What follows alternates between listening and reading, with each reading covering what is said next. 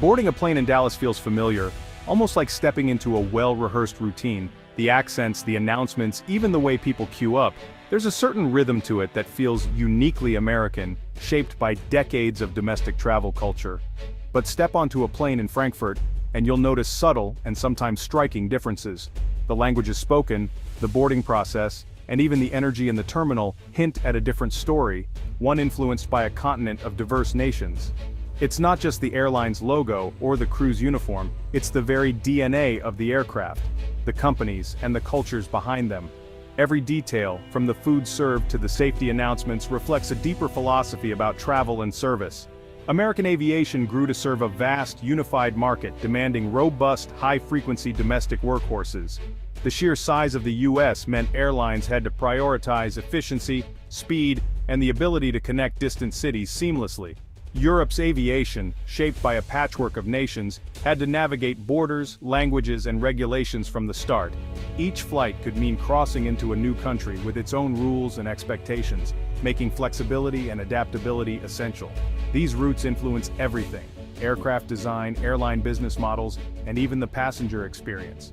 From the layout of the cabins to the technology in the cockpit, every choice tells a story about the needs and values of each region.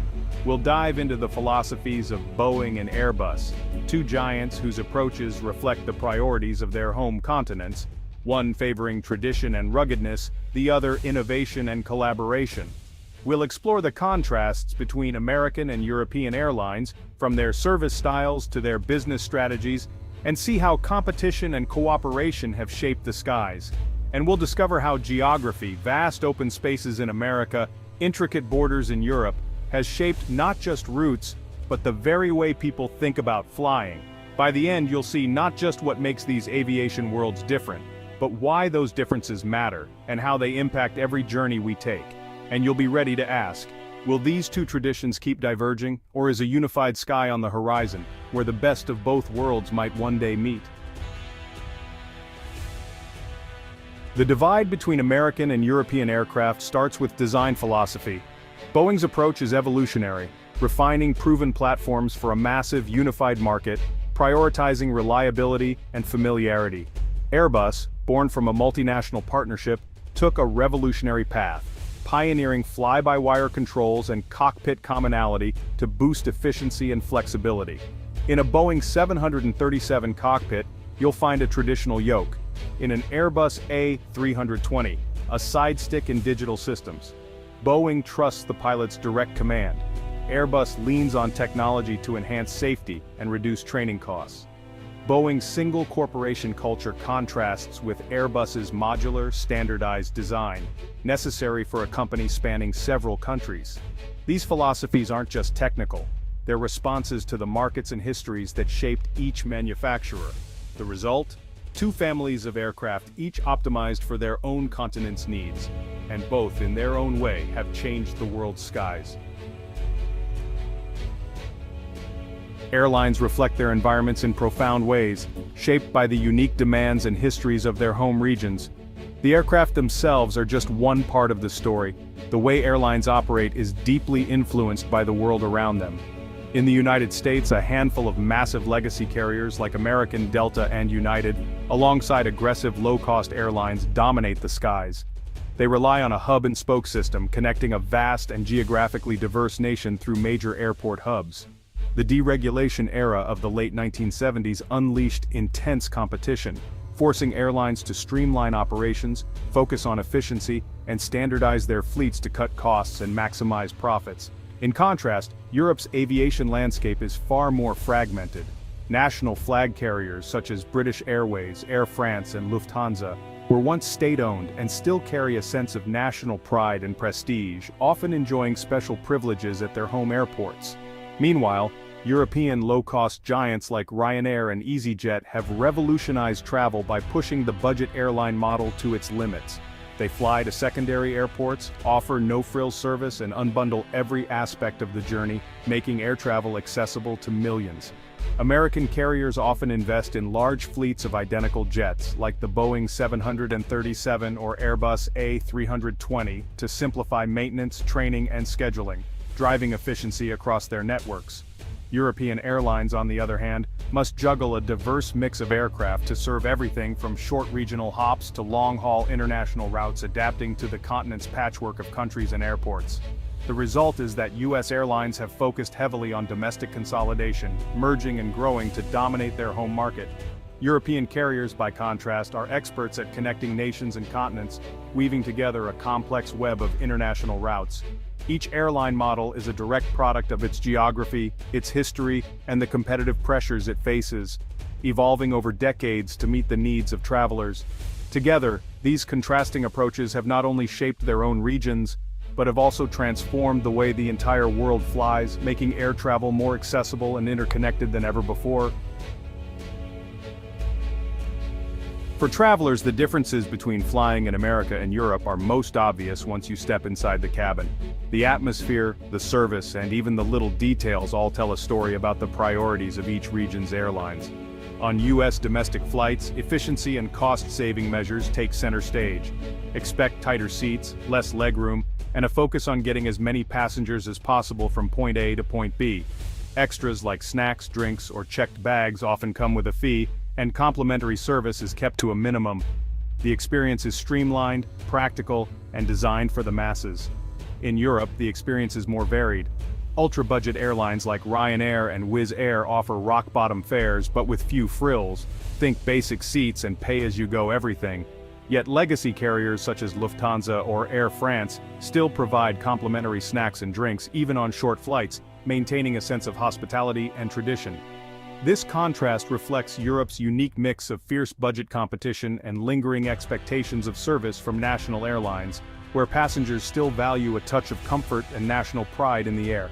On long-haul routes, the gap narrows. Both American and European airlines offer upgraded service in premium cabins, but European carriers often go further, emphasizing gourmet meals, fine wine, and attentive hospitality as part of their brand identity. American airlines have invested heavily in their business and first-class products, with lie-flat seats and modern amenities. However, in economy, the service remains more standardized and focused on efficiency, with fewer complimentary perks. European airline partnerships like Star Alliance or SkyTeam often create seamless journeys across borders, making it easy to connect between countries. In contrast, U.S. airline networks are more focused on domestic routes, dominated by a few major carriers. The cabin itself tells the story: efficiency and scale in America, variety and tradition in Europe. Each approach shapes the passenger experience in its own way, and for passengers, those differences aren't just seen, they're felt with every flight, from the moment you board to the moment you land. The roots of today's aviation divide run deep. Post-1E2 America saw booming air travel, a unified market, and private competition, fueling the rise of giants like Boeing. Europe rebuilt around national flag carriers, each a symbol of sovereignty, creating a fragmented, treaty-driven system. Airbus emerged as a political and industrial project, pooling resources to challenge U.S. dominance. U.S. deregulation in 1978 unleashed brutal competition and efficiency. Europe's liberalization came later, giving legacy carriers more time in protected markets. These histories shaped everything: aircraft design, airline business models, and the passenger experience. The result? Two aviation worlds, each a product of its own past, and those origins still echo in the skies today. Safety is universal, but regulation differs. The US FAA is a single, powerful authority, setting uniform rules nationwide and a gold standard for certification. Europe's EASA harmonizes standards across many nations, but day-to-day oversight still involves national agencies, adding complexity. Aircraft must meet both FAA and EASA requirements, sometimes juggling different technical standards. The FAA allows manufacturers some self-certification, a system under scrutiny. EASA maintains more separation, relying on cooperation among countries. These structures shape not just safety, but how aircraft are designed and certified for global markets. Regulation, like the skies themselves, reflects the realities on the ground.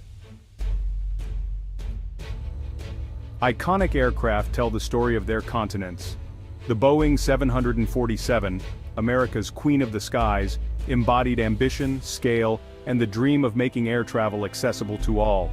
Europe's Concorde, a supersonic marvel, was a statement of technological daring, built for prestige, not mass travel.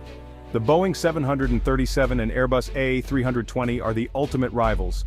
The 737, a reliable workhorse refined over decades. The A320, a leap forward with digital fly-by-wire controls and cockpit commonality.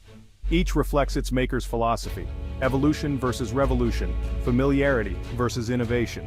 The 737 became the world's most produced jet. The A320 set new standards for efficiency and technology. These aircraft didn't just fill seats, they defined eras. And their legacies still shape the fleets we fly today. In every takeoff you can see the imprint of their origins. Airports and airspace mirror the continents they serve. U.S. airports like Atlanta and Chicago are vast hubs, built for waves of connecting domestic traffic. European hubs, Heathrow, Charles de Gaulle, Frankfurt, are international gateways, connecting nations as much as cities. Europe's dense network of airports and rise of low-cost carriers mean heavy use of secondary airports, driving fierce competition. U.S. airspace is unified under the FAA, streamlining traffic across a single country. Europe's skies, once a patchwork of national controls, are slowly being harmonized, but complexity remains. The Single European Sky project aims to simplify, but the continent's political geography still shapes every flight. Infrastructure isn't just concrete and radar, it's a reflection of history and geography, and it shapes how and where we fly. Will American and European aviation merge or remain distinct? Globalization and technology push toward convergence. Boeing and Airbus now design for the world, and airlines match each other's products on major routes. Environmental pressures drive both continents to innovate with lighter, greener planes. But geography and politics still matter. America's vast, unified market favors scale. Europe's patchwork of nations ensures diversity. Regulatory differences persist, and domestic markets retain their unique flavors. The future will blend both trends, shared technology, and premium experiences, but distinct short-haul and domestic models. The skies may look more similar, but the stories behind them remain unique. Two traditions, shaped by land and history, will keep writing new chapters, and every flight is a reminder of where those stories began.